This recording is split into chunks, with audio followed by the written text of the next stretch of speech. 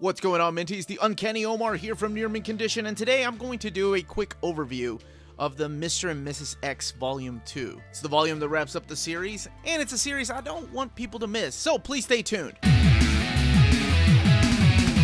So the very first thing I like to do is give a quick shout out to David Gabriel and the fine folks at Marvel for sending me an advanced copy of this Volume 2. And here is a quick word from our sponsor while I set this up. This episode is sponsored by cheapgraphicnovels.com, your online home for brand new graphic novels and collected editions up to 50% off the cover price. Cheap Graphic Novels prides itself on packaging your books so they arrive safely and in excellent condition, as well as prompt and helpful service. And check out their bargain bin for even greater deals up to 90% off cover price. And for you Minties, Cheap Graphic Novels is running a special promotion. If you're a first-time customer, let them know you were referred by Near Mint Condition at the checkout, and you'll receive a credit for free shipping on your next order. Now, this is only for U.S. customers. Cheap Graphic Novels, your source for the hottest books with the kind of deep discounts, quality shipping, and customer service that will keep you coming back for more. Okay, so everything really began in the pages of Rogue and Gambit. This is the mini-series where both Rogue and Gambit go undercover to a couples therapy session. And it was my first taste of Kelly Thompson writing X-Men, and I absolutely loved it. She understood both characters, but wrote it in such a unique way where anybody new to the characters would really enjoy it, and really dive deep into the psyche of what makes up Gambit and Rogue. And that led into this series right here. But before this, something happens. This is Volume 1 of Mr. and Mrs. X. Something happens with X-Men Gold. And that is Kitty Pryde and Colossus do not get married, and Gambit and Rogue end up hijacking their wedding. So this is the aftermath of that, leading into issue number 1, and the honeymoon begins. I was so happy to see them together, finally married, going off into space with space hijinks, and introducing new characters that I think add to the X-Men lore. Now, I'm doing this as a spoiler-free overview, but I did want to do an overview and not just an advanced viewing of Volume 2. This is from Volume 1. How could you not fall in love with this? This is Gambit and Rogue fighting off the Imperial Guard. Of course, they have the help of the Starjammers. That just screams badass. You get the return of Gatecrasher and TechNet. I mean, those are characters I haven't seen since the days of Excalibur. You get to team up with Deadpool, and that's just the first volume. And everything leads us here to Volume 2.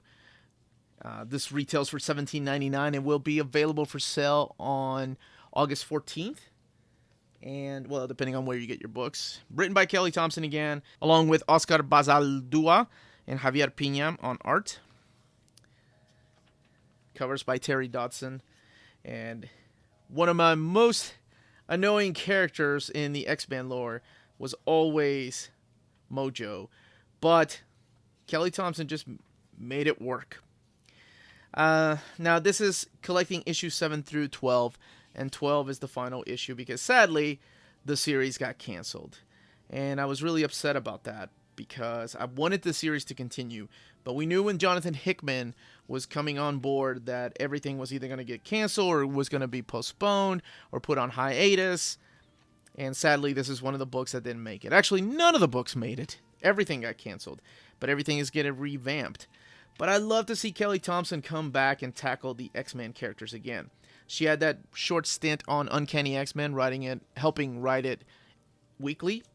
But I don't think that was enough. It wasn't enough for me. I wanted more. I wanted more of her writing Gambit and Rogue. I think she had a really deep understanding of who the characters were and made them a lot of fun again. She was able to put aside all the baggage that had been weighing them down for years and made them into just really likable characters again, and characters that belong together for a reason. So, don't want to flip too much through here in case you have not read it. Let's look at the back here. Here is the sad goodbye letter from Kelly Thompson. I'm sorry to see her go. This is a series that I do highly recommend, and this isn't just the first advanced look. I kind of wanted to do an overview of all 3 of these and showcase a little bit of the artwork just to give you a tease. But I mean, it basically all looks like this. There's a lot of things in here for us old readers that have been with the X-Men for a long time, and there's a lot of things in here for new readers to fall in love with Rogue and Gambit again. So I can't recommend it highly enough. The art is gorgeous, the colors work. And I, for one, am going to miss this series. And that's Mr. and Mrs. X. And that was the contents of the series. So let me know in the comments down below if you've been reading it or if you've skipped out on it, because like I said, I highly recommend it. It was one of my favorite series that unfortunately got canceled. And I don't want it lost somewhere in the shadows of the Hickman. That's Jonathan Hickman's X-Men, by the way. That's what the cool kids are calling it.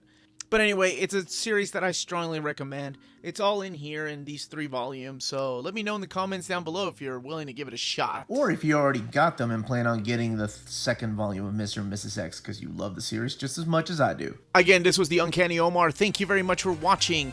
And remember, if it's classy and cool, it must be near mint.